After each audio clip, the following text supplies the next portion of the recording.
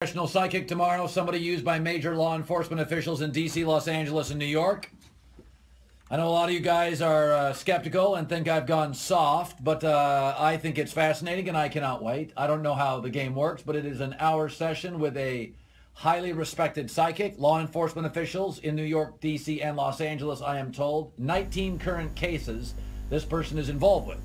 So long story short, through a myriad of sources and steps, I'm going to go see this psychic this weekend. Joy Taylor has not rolled her eyes yet. There is some skepticism potentially, although I do believe there are people that have some intuitive sense. No, I completely believe in it, but I'm one of those people that believes in it so much that I don't like to mess with it. I'm a little unstable myself, so I don't like to bring up, the darkness, I just like kind of let that be. You're unstable? A little bit. Okay. I mean, love a woman who, there you go. We got our own drumbeat. All You right. just don't seem like somebody that would go to a psychic. Well, as I am growing. I don't know you that well, but you don't seem like somebody. Why? Because I seem what?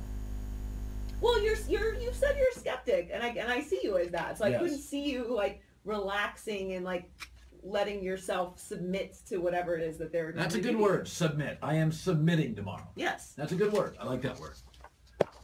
Thank you for that word. So I have a friend, and he's known as an NBA insider. Whatever. So this week, he came out very, very, very hard, as did the rest of the American media, including NBA reporters, on D'Angelo Russell. I went to Stephen A. Smith's timeline this week. Unapologetic, direct, never be trusted again, gotta trade him, no good, bad, bad, bad, bad, bad. Two American media members, Adrian Wojnarowski and myself, said, yeah, it wasn't good, but the Lakers are a grease fire and did not set him up to succeed. At one point, my friend Stephen A. said, I don't care if it's D'Angelo or D'Angela. You don't snitch on anybody like that. Well. After D'Angelo, who can't be trusted, right, went out and was a key figure in the Lakers the next night, 8 hours later, and actually was trusted and was good and was dabbing with teammates, what do you know? Stephen A. Smith on Twitter today saying, I was a tad bit capital letters wrong about D'Angelo. It seems to be clear it was a joke gone bad. Okay, NBA insider guy, you're way out in Bristol, Connecticut. The Lakers and myself are in the beautiful city of... When you're in that small rural area, and I am in... Why don't you listen more to Adrian and I? Because we are the only two media members who had the guts and the courage to defend a 19-year-old who did something wrong but is a kid. And the next night, he proved that he could be trusted, at least on the court, and would rise in the greatest crisis a 19-year-old has gone through in sports in this country in a while. I know, Stephen A., you'll hear about me saying this, and I know you'll be angry. Maybe I did, maybe I didn't. But I know this. You live there, and I live in... Why don't you leave the heavy lifting on the Lakers to me, my friend?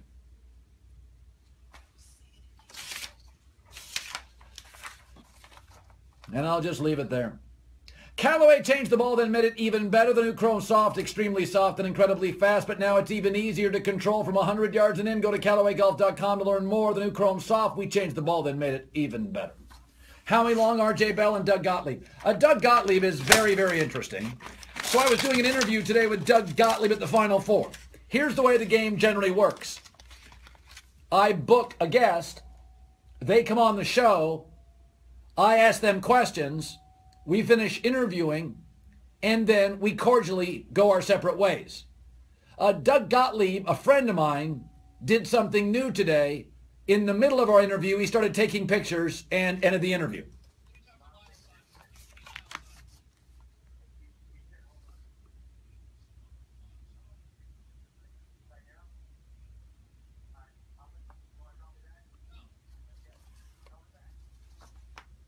And that was the end of the interview.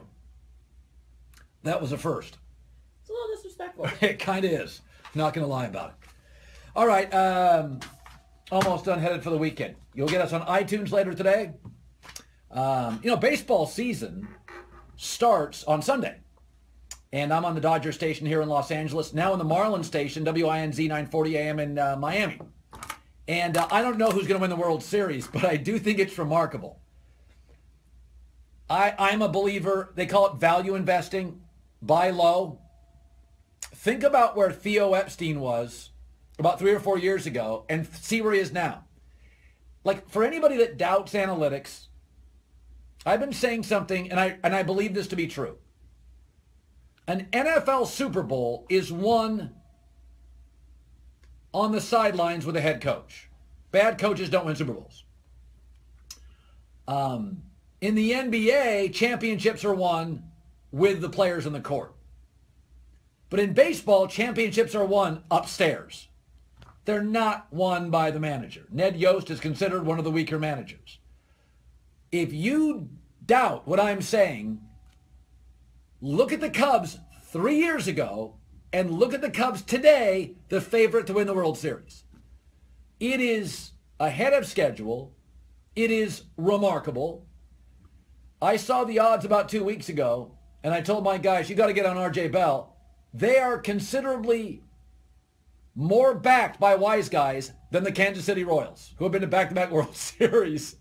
So of all the things happening this year in baseball, the Cubs story to me, having grown up with mostly a really bad, fundamentally, operationally below-average franchise, the Cubs are favored to win the World Series. Baseball starts Sunday. That's cool. For Joy Taylor, thank you so much.